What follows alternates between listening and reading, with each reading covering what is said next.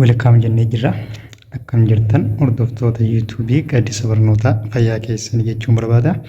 Har'a immoo fiiziksii General Fiiziksii Freshman Courseedha. Kan paartii faayinaalaaf isin gargaaru jedhee qabaddee kan hin dhufee wantoota boqonnaa Awurooppaa keessatti ijootaan cuunfee qabaddee dhiyaaddeetiin jira.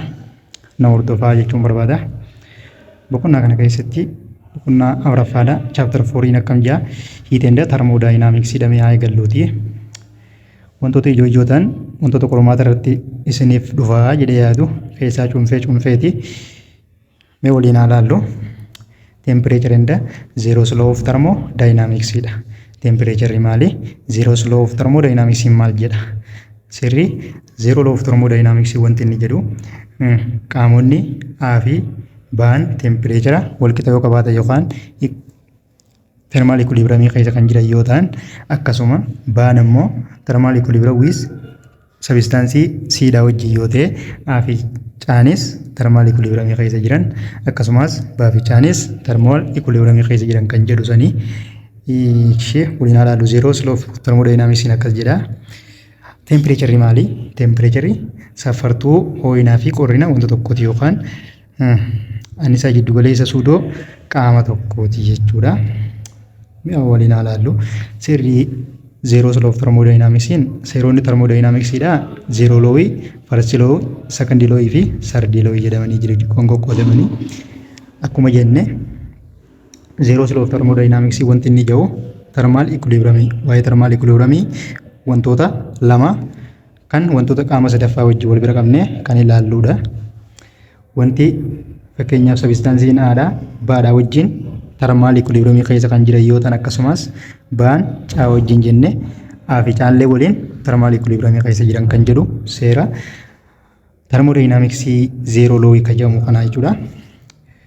Kan bira itti hafuufnu seera thermodynamics first law kan jedhamu kan sirri first law yookaan sirri thermodynamics inni tokkoffaan maal jedha seeta annisaan hin uumamu hin badu. Annisaan hin uumamu hin badu. Garuu qaama tokkorraa gara qaama biraatti kan daddarbuudha. Kunis energies not created not destroyed kan jedhu sanii. Innis seerri thermodynamics inni tokkoffaan kun maal jedhama? Seera gitaa'ummaa anniisaa kan jettan san jechuudha.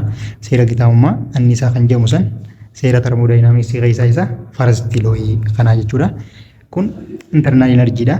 Internal energy jechuun jijjiirama anniisa sochii fi dalagaa qaamichaa irratti dalageeffame idama isaaniiti jechuudha. Internal energy jechuun anniisaa waliigalaa siistemni tokko qabu jechuudha. Kunis garaagarummaa maalii fi maaliiti? Garaagarummaa anniisaa ho'aa fi dalagaa siistemicha irratti dalageeffame yookaan siistemichaan environment irratti dalageeffame jechuudha. Bakka kanatti wanti ani isinii himuu barbaadu akka ijootti wanti ani isinii barbaadu isa kanarratti jechuudha. Foormulaa kana yoom fayyadamna yoo internal energy akkamii barbaadnu jee jijjiiramni ho'aa jiraate akkasuma dalagaan siistemichaan environment irratti yeroo dalagaa'u negatiiva jechuudha bakka kanatti. Kanaaf change of internal energy formula akkamiitiin kaa'uu dandeenya jechuudha. Q plus or minus work done. Yeroon positive goonu yoo dalagaan siistemicha irratti dalagaa jechuudha. Yoo dalagaan ammoo siistemichaan environment irratti kan dalagaa taate bakka tana negative goona jechuudha. Kun maal irratti hundaa'a? Dalagaa irratti hundaa'a jechuudha. Dalagaan dalagaa siistemichaan dalagaa immoo siistemicha irratti dalagaa waan jedhu adda baasuu nu gargaara. Haa dabarru second law of thermodynamics maal jedha seeta? Seerri thermodynamics inni lammaffaan immoo seera eenyuti jedhama? Seera maalii jedhama? Seera entroppiiti.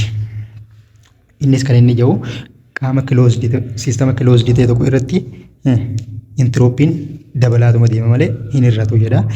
Ammas illee dabalataa wanti inni jiru seerri lammaffaan kun ho'i qaama ho'aa tokkorraa qaama qabbanaatti yookaan qaama ho'aa olaanaa qaburraa gara qaama ho'aa gadaanaa qabutti spontaneously deema.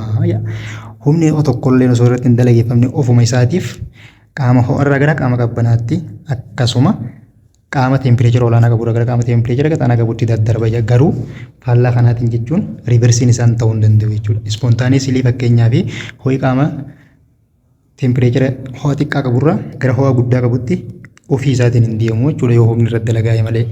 Kanaaf spontaneously from hotter object to colder one dha. And there is no taphatan jechuudha. Humna efficiency annisaa fakkeenyaaf ho'a 100 guutuu gara qaamatti aanutti daddabarsuu hin dandeenyu. Maaliif ho'i hamma tokko gara yeroo daddarbu kana keessatti karaa daddarbu kana keessatti qaama keessa deemee dabru kana keessatti gara annisaa biraatti jijjiiramuu danda'a. Kan nuti silatti jijjiiruu deemnu sanitti dabalataan gara annisaa biraatti jijjiiramuu danda'a waan ta'eef ni irrata jechuudhaaf guutumaa guutuutti jijjiiruu hin dandeenyu jedha. Sadaffaan immoo maal jedha seeta? Sardi law of thermodynamics wanti inni jedhu tempereecherri qaama tokkoo zeeroo ta'uu hin danda'u. Maal ta'a? Approach to zero gara zeerootti siquu danda'a malee zeeroo ta'uu hin danda'u kan jedhu sani absolute there is never absolute zero kan jedhu kana. Okay, sardi law akkas jedha. Qabxiin ijoon asirraayis inni jala bu'aadha jechuun barbaada.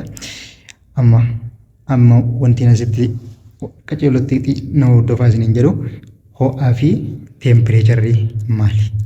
Qormaata irra deddeebitee dhufti gaafiin tuni garaagarummaan ho'aa fi tempereecharaa maali? Wal fakkaata moo garaagara? Qaamolee garaagaraati. Wanti isiniin jechuu barbaadu ho'i hamma annisaa qaama tokkoo sababa jijjiirama tempereechara qaamicha lamaan jidduu jiruutiin qaama tokkorraa gara qaama ho'arraa gara qabbanaatti akkuma jenne san kan daddarbu hammi ho'aa daddarbu san ho'a jedhama. Ho'i annisaa daddarbu san jechuudha. Garuu immoo tempereechara jechuun safartuu hamma ho'ina yookaan qorrina qaama tokkooti jechuudha. Ammallee garaagarummaan isaanii ho'i akkasii ho'i qaama fiizikaalaa qaamolee fiizikaalaa ni beektu. Qaamolee fiizikaalaa bu'uuraa fi diriirfamoo kan jedhaman jechuudha. Ho'i qaama fiizikaalaa diriirfamoodha. Kun ammoo beezik fiizikaalii jechuudha. Qaama fiizikaalaa bu'uuraati jechuudha tempereecharri. Mee garaagarummaa isaanii bal'inaan haa ilaallu. Akkana jechuudha. Ho'i enerjii tiraanisferiidha. Ho'i annisaa daddarbu. Garuu tempereecharri maali? Safartuu ho'ina yookaan qorrinaati. Akkasumas ho'ii fi tempereechara garaagarummaa qabaachuu isaanii kan nutti mul'isu qaamni tokko tempereechara wal fakkaataa keessa osoo jiru hamma tempereechara hamma ho'aa garaagaraa qabaachuu danda'a. Kun fakkeenyaaf yoon isin gargaare fakkeenyaaf meeshaan nyaata itti hojjetannu tokko qottee dhahuu jenneen closed goonee jirra. Asiin enerjii jechuun hiitii 30 digirii 60 digirii seelisheesiidhaa itti gadhiifne kan kanaatis akkasuma 60 digirii seelisheesiitti kanninee jirra. Fakkeenyaaf qaamni kun bishaan qabatee jira jennu inni kun ammoo zayita qabatee jira yoo ta'e qaamni zayita qabate kun dura danfee maaliif qabxiin danfina isaa irratti hundaa waan ta'eef boiling pointiin isaa isa kana xiqqaadha waan ta'eef fakkeenyaaf 70 yoo jenne kana ammoo 100 yoo jenne fakkeenyaaf daqiiqaa 6 yoo turan kamtu dura ho'aa ka zayitaa kana keessatti hammi ho'aa guddatu danda'a jechuudha. Maaliif yeroo tu'ine gubaatiin nu dhaga'uu danda'a jechuudha. Isa kana caalaa ka bishaanii kana caalaa nu dhagahamuu danda'a. Kun maal agarsiisa? Tempereechara wal fakkaataa irratti yeroo turtii wal qixaateef qaamonni garaagaraa lama hamma ho'aa garaagaraa qabaachuu danda'a waan ta'eef kun garaagarummaa ho'aa fi tempereecharaa ifatti kan nuuf mul'isu ta'uu isaati. Kan biraan immoo ho'i transfer stop when temperature are equal. Osuma tempereecharri dhaabbataa ta'ee jiraatu ho'i qaama tokkorraa gara qaama biraatti darbuu ni danda'a. Kun maali? Adiabaatik sistem kan jedhamu san ifatti kan nutti himudha. Kan biraatti tempereecharri kallattii yaa'insa ho'aa kan nutti himu yoo ta'u ho'i immoo annisaa daddarbuu sanii gara biraatti qabxii ijoodha jedhamtu boqonnaa kana keessatti kan jirtu internal energy dha. Internal energy jechuun akkuma reefu jenne total energy of the system jechuudha. The total energy of the system due to the random motion and the interaction of that molecule. Sababa sosochii molecuulii saniitiif annisaa waliigalaa yookaan annisaa sistemichaa akkuma waliigalattuu maal jedhama? Internal energy jedhama. Kunis internal energy affect gochuu faaktaroonni danda'an faaktarii lama. Maaliif? Formulaa ibsuun hin dagatina. change of it plus or minus work done by system or on system jechuudha. Hamma ho'a jijjiirama ho'aatii fi maaltu jira dalagaa ho'i siistamicha irratti dalagaa yookaan siistamichaan dalagaa'utu maal jijjiiruu danda'a jechuudha. Internal energy qaama tokko jijjiiruu danda'a jechuudha. Gara qabxii isa biraa ijootti kan dabaru yoo ta'u work done in thermodynamics dha. Dalagaan work done in thermodynamics keessatti dalagaan dalagaa'u negatiif ta'uu danda'a. Dalagaan dalagaa'u tokko dalagaa sababa jijjiirama voluumiitiin jechuudha. Qabeetiin sababa jijjiirama qabeetiin dalagaan dalagaa'u ni jira. Kunis work done by or on the system jechuudha. Okay. Sign mallattooleen pilaasii fi maayinasiin sun jechuudha. Sign convention the work done on the system yoo jedhe work done on system yoo jedhe positiifa. Work done by system to environment yoo ta'e immoo negative jechuudha. Negative jechuudha. Siistamichaan dalagaan dalagamu kun karaa lamaan dalagamuu danda'a. Tokko siistamni environment irratti dalaguu danda'a. Lammaffaan immoo siistamicha irratti environment irraa dalagamuu danda'a jechuudha. Kanaaf pilaasii fi maayinasiin san ibsite jechuudha. Kan biraan maali yoo jettan qabxiin ijoon as keessa jirtu thermal expansion jalatti ho'i gaafa fakkeenyaaf akkuma beekamu ho'i qaama tokko irratti yoo dalagaa'e tokko dheerina wantichaa jijjiiruu danda'a. Lammaffaa bal'ina isaa jijjiiruu danda'a. Sadaffaa qabee qaamichaa siistamicha sanii jijjiiruu danda'a jechuudha. Kunis jijjiiramni dheerinaa maali? Coefficient of expansion dha. Kunni kan nama kunis ni kan nama maaliif scientifically measured ta'eeti lafa ta'a waan ta'eef isiniif kan nama hundinuu garaagara qaba jechuudha. Fakkeenyaaf gaafa bal'ina barbaaddan biin san eenyu wajji wal qixa beektan jechuudha. Twice of what alpha coefficient of alpha wajji wal qixa. Gaafa immoo volume is gaafate initial volume times numa jettan jechuudha. Bakka silaa inni asiin gaamaa kana wanni kana maal goota deltaa kana jechuudha. Bakka gaamaa kana maal gootaati sirii numa goota jechuudha. Sirii twice of alpha coefficient tokkoo si kanne akkasitti itti baay'atee formulicha kana tooftaa saniin qabachuu dandeessa jechuudha. Kam inni biisii sin goone bakka waa'ee sanis tana buuftee bakka beektaa tanaas tuu alfaa buuftee shamaddatu qabdu jechuudha.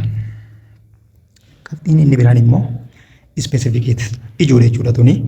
Tun qabxii baay'ee barbaachiftuu fi yeroo baay'ee deebitee confuse qormaata irratti tan nama gootudha. Qabxii lamaan tuni mee subscribe like gochuudhaan cinaan dhaabbaddaa jechuun barbaada. Daqiiqaa tokko isinitti fudhattu sakandii muraasa keessatti gootu isin himmiitu wanti tokko isin irraan irratu subscribe like godhaa jechuun barbaada. Itti hafuufnu specificate fi laatantii fayyadamuu isaa maali?